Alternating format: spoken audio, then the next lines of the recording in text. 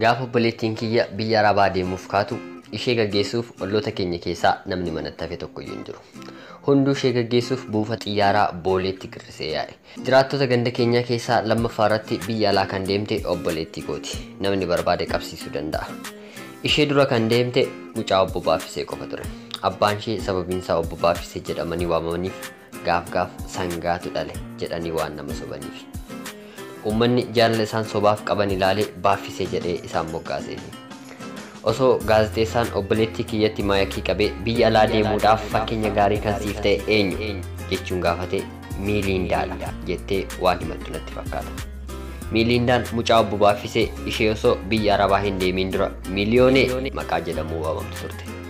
Biyya Arabaa geessee maqaa ishee Miilindaatti jijjiirrachuun akkaawuntii Feesbuukii banatte. Yeroo obboleessa ishee hiriyaa keenya koobnu yookiin abashaqnu obboleettiin kee osoo akkaawuntii baankii hin banatiin akkaawuntii Feesbuukii banachuun osoo jireenya keessan hin jijjiirin piroofaayil piikcharii Feesbuukii ishee jijjiirratte miti jennee koobna ture. Koobaan keenya kun biyya keenya jaallannee osoo hin taane carraa Miilindaatti naafneeti. Miilindaan deemtee otoo waggaa hin guutiin ture. Kan obboleettiin kiyyas yoon deeme malee du'een bada jettee fala. Abbaan kiyya eessa deemta maaliif deemtan jenneeni maal agartee deemtas hin jenneeni gaaffii obboleettii kiyyaa fudhatee waan qabu gurguree biyya Arabaatti ishee erguuf murteeffate malee.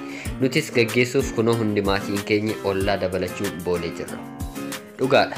Miilindaan erga biyya Arabaa deemtee jijjiiramoonni garaagaraa irratti mul'atanii jiru. Mana maatii ishee dhagaadhaan hidhuu dadhabdus ilkaan ishee sibiilaan hidhattee jirti. Maallaqa warra isheef erguu dadhabdus obboleessa isheef guyyaa guyyaadhaan ni ergitiif. Kan isheen ergituuf garuu karaa intarneetii suura ishee qofadha. Akkaawuntiin baankii ishee maallaqaan guutuu baakutus akkaawuntiin feesbuukii ishee hiriyootaan guuteera. Hordoftoota baay'ees qabdi. Maatiin ishee ammoo maqaa argatanii jiru. Mucaan isaanii biyya alaa jirti.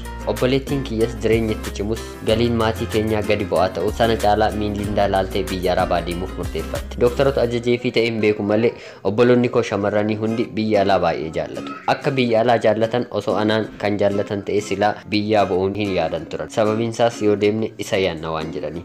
Keessaayyuu kan obboleettii koo ishee tokko baay'ee na dinqa ture.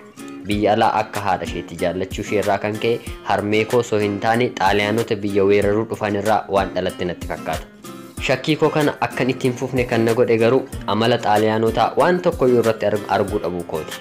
Piizaa nyaattees hojjettees hin beektu. Paastaaf mokoronii nyaachuus ta'e hojjechuu isaan dandeessu. Yeroo aartullee isaaniin hin fakkaattu. Dabalataan ammoo akka bilillee intala Oromoo sana bareedduudha. Yeroo dubbattu jaarsa bututaa ta'a malee diyaaspooraatti heerumee biyya kanaa ba'uun qaba jettee dhaadatti. Harmeen koo immoo diyaaspooraa kana maqaa nama dhuunfaa seetee yoo inni fuudheera ta'e hoo akkam gootaa kana mannaa maaliif nama biraatti hin heerumtu jettee ishee gaafatti. Isheen silaa gurran qabdu. Gurri ishee biyya alaa jira. Kanumaan egaa obboleessi keenya hangafaa tokko yeroo dheeraa booda jaarsa bututaa du'uudhaaf sanbati tokko isa hafe kan biyya alaatii dhufe tokko waliin wal ishee barsiise.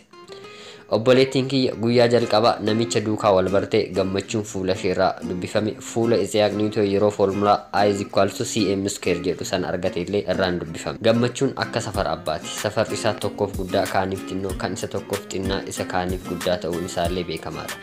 Obboleettii koof jaarsi suni turtii yeroo muraasa booda waliin haasawaa isaanii barcumarraa gara sireerraatti naannessuuf walii galan. Dirree siree seenanii qaama ho'ifatanii gara taphaatti seenuuf yoo jedhan rakkoon uumame. Qaamni namichaa ofiisaa ka'uun diyaaspooraa fi obboleettii koo sireerraan ga'ee taphachiisuu hin dandeenye. Yeroo kana obboleettiin kiyya abdii kutattee obboleessa kootti bilbilte.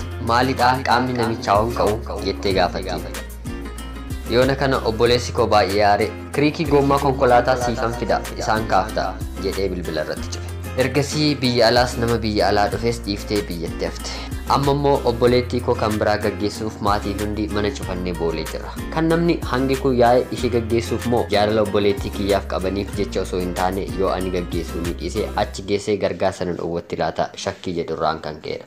Kabajamoo dhaggeeffattootaa fi hordoftoota qophii Oromiyaa 24 kutaa lammaffaa dubbisa kanaa qophii sattaan isiniif qabannee dhiyaanna. Namoonni chaanaalii keenyaaf haaraa taatan subscribe nuuf godhaa. Qophii kana yoo jaallattan asumaan like akkanaaf gootan asumaan isin